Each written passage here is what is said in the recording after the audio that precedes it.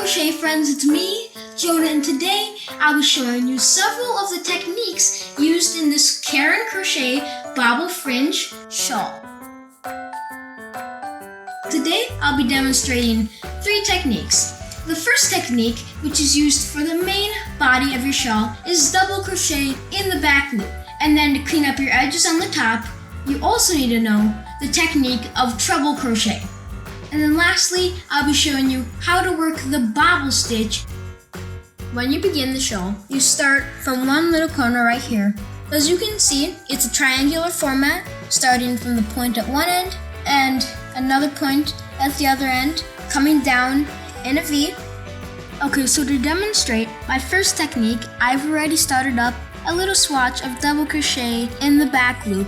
It's the same as a double crochet, but working in a different part of your stitch. So to do that, you're gonna yarn over your hook and turn your work so you see the top of your stitch, the 2 V's. And instead of going under, you're gonna go in the one that's furthest away from you, pull up a loop, yarn over, pull through 2, yarn over, pull through 2, and repeat.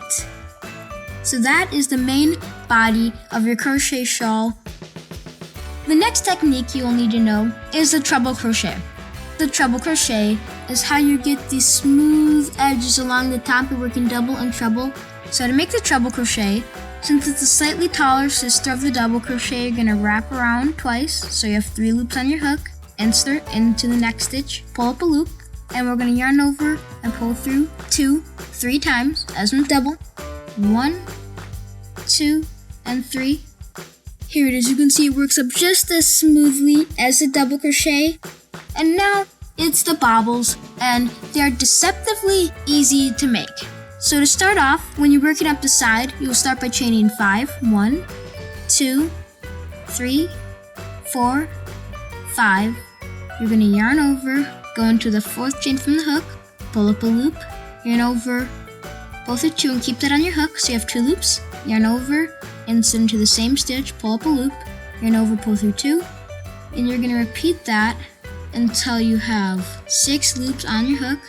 So now you can see if I slide them over, we have this group of 3 and the next group of 3, so we have 6 loops. And then your next step is yarn over and pull through all 6 loops, and then we're going to slip stitch in our next chain. And you can see it gives us that little bobble. That's how easy it is to make this fun and unique, luxurious shawl made by Jonah.